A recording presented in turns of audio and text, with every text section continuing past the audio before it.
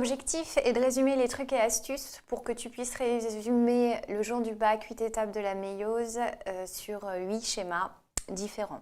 Alors, on part ici avec une prophase 1. Tu sais qu'en prophase 1, les chromosomes s'individualisent, l'ADN se compacte en chromosomes en l'occurrence. On a alors des paires de chromosomes, 10 paires d'homologues ou bivalents qui vont s'apparier, s'assembler.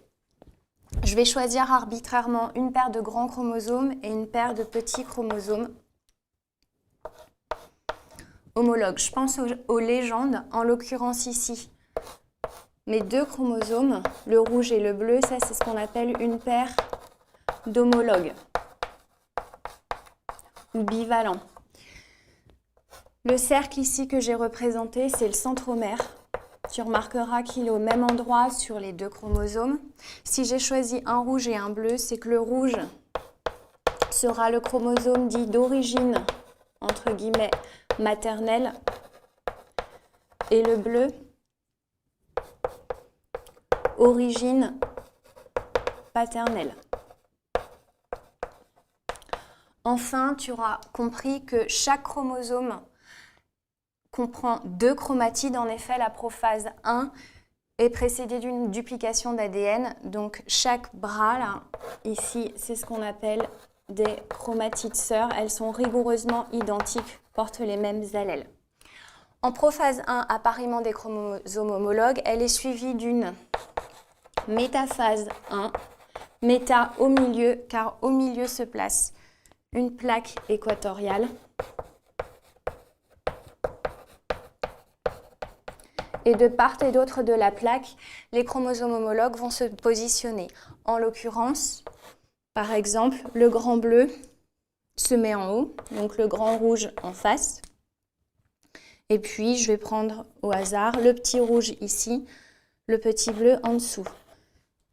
J'aurais très bien pu mettre les deux bleus du même côté et les deux rouges du même côté. Tu vois là qu'en métaphase 1, on a possibilité d'un brassage dit interchromosomique entre les chromosomes. Après la métaphase 1, il y a l'anaphase 1 avec migration ou ascension polaire des chromosomes. Le grand bleu migre vers un pôle, le grand rouge migre vers l'autre pôle. Et puis ici, le petit rouge migre vers un pôle, le petit bleu migre vers l'autre pôle. En télophase, toujours 1, donc première division de méiose, tu te retrouves avec deux cellules filles qui n'ont plus cette fois-ci des paires de chromosomes homologues, mais seulement un type de chromosome. Ici, la cellule fille du haut va avoir un grand chromosome bleu, toujours à deux chromatides, et un petit rouge. Et l'autre cellule aura le grand chromosome rouge et son petit bleu. On peut ici éventuellement écrire leur formule chromosomique. Ces deux cellules filles sont à N chromosomes. Et au total, elles en ont 2. Ma cellule mère initiale était à 2N égale 4, tout simplement parce qu'elle avait des paires de chromosomes homologues. Et au total, 4, 1, 2, 3, 4, elle avait 4 chromosomes. Après la télophase 1, on recommence. Ça ressemble plus à une mitose. Je vais avoir une prophase 2. En prophase 2, j'ai de nouveau, alors on voit l'enveloppe nucléaire réapparaître. Ce que j'ai mis ici, je peux éventuellement le légender, c'est l'enveloppe nucléaire. Et tu auras compris que le cadre que j'avais conservé, c'était la membrane cytoplasmique.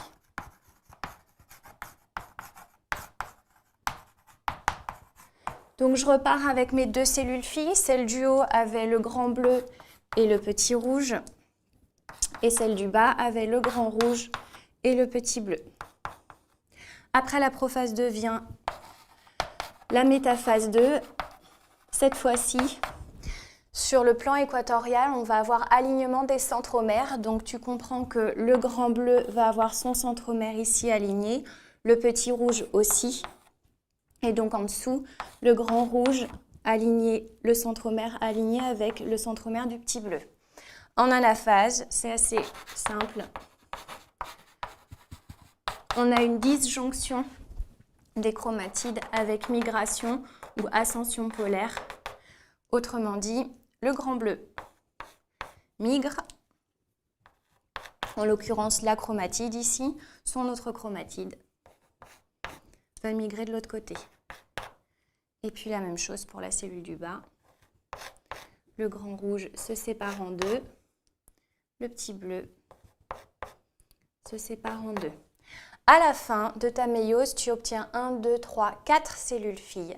Chaque cellule fille contient un grand et un petit chromosome seulement à une chromatide. Et la formule chromosomique reste la même qu'à la fin de la télophase 1, c'est-à-dire N égale 2. J'ai 2 chromosomes au total, un grand et un petit.